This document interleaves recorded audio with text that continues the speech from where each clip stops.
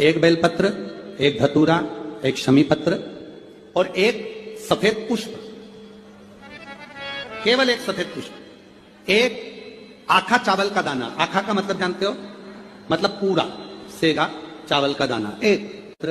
ये सब हाथ में लेकर अगर तुमको ऐसा लगता है कि आपको ऐसा महसूस होता है कि मेरी सारी राहें बंद पड़ी हुई है और मैं जिस काम में हाथ डालता हूं वो काम आज होता ही नहीं, दिन लग जाते हैं। शिवरात्रि का दिन हो, 12 महीने कोई सी भी शिवरात्रि का दिन हो, उसी शिवरात्रि के दिन कौन सा नाम? त्रिपुरारी नाम का स्मरण कर कर भगवान शिव से अपने मन की बात कह। कभी आपको अगर मौका मिले जीवन में और आपके यहां अगर सफेद फूल ज्यादा आ जाता हो तो 12 महीने शिवरात्रि आती है 12 महीने शिवरात्रि आती है। आप किसी कामना से अगर शंकर जी की आराधना कर रहे हैं या आप शिवरात्रि पर व्रत करें ना करें, 12 महीने शिवरात्रि आती है। आप प्रयास करना, एक कामना कर कर शंकर जी के शिवलिंग का और शंकर जी की जो जलाधारी है उसका शाम के समय, प्रदोष के समय पर, शिवरात्रि के दिन सफेद पुष्प की पंखड़ियों से शिव का श्रृंगार करना प्रारंभ कर दीजिए। जिस मंदिर में कोई नहीं जाए उस मंदिर में जाकर आप शिव का श्रृंगार करिए, श्रृंगार करो।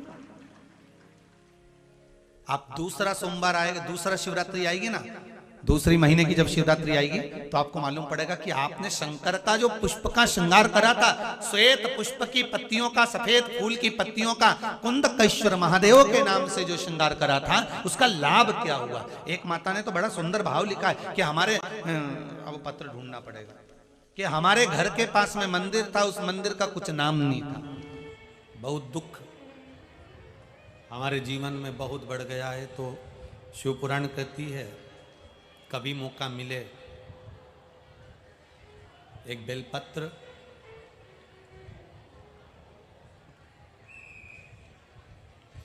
जिसकी डंडी का मुख जहां से पानी बहता है जलाधारी की ओर, समझ में आ रहा है ना?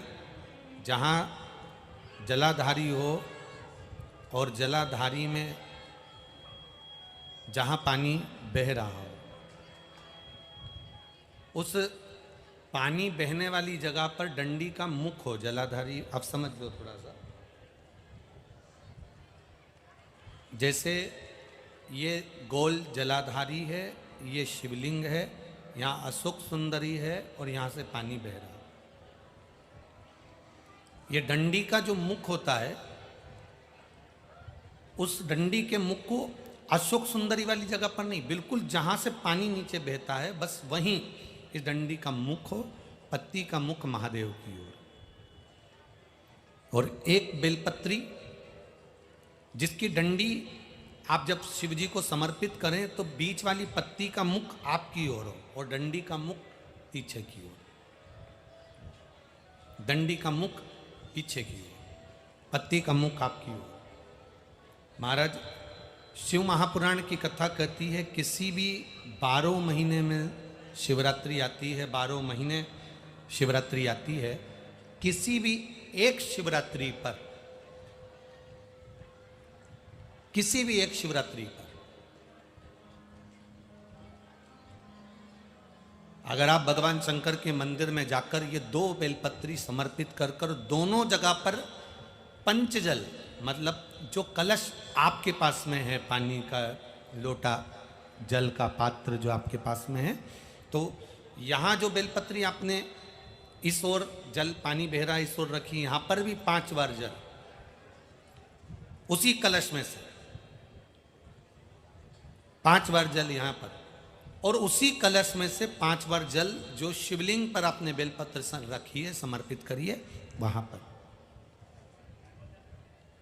ऐसे 5 बार इधर और 5 बार शिवलिंग पर जल समर्पित कर कर अपने जो दुख हैं, अपनी जो तकलीफ है, अपना जो कष्ट है, बहुत तकलीफें जो हमें आ रही है,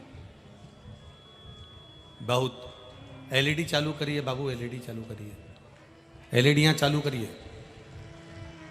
जो तकलीफें हमें आ रही हैं, हम वो बाबा से कहकर, बाबा से प्रार्थना कहकर, अगर वो जल दोनों जगह पर एक शिवरात्रि को, 12 महीने शिवरात्रि आती है, किसी भी शिवरात्रि को हम जब जल समर्पित करें और बाबा से प्रार्थना करें तो ये निश्चित है, एक शिवरात्रि पर करते हैं, अगली शिवरात्रि जब आती है तो बाबा आपके दुख को, आपके कष्ट को मिटा ही देता है। ये निश्चित है।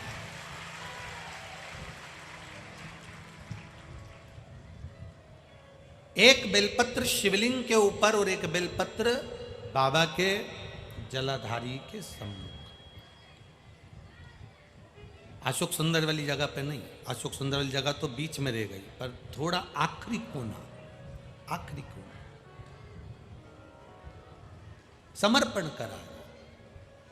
शिव कथा कर रही है,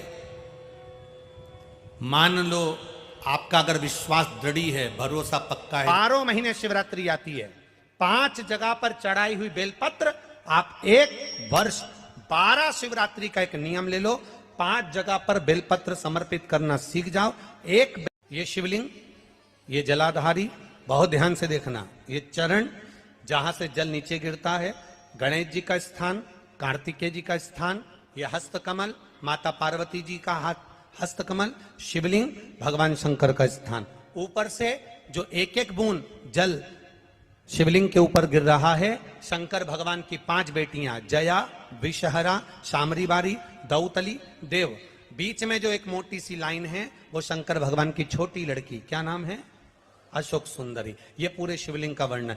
5 जगह पर बेलपत्र, 5 स्थान पर बेलपत्र, 12 महीने की शिवरात्रि। आप दूसरे क्या काम कर रहे हो? नहीं है नौकरी,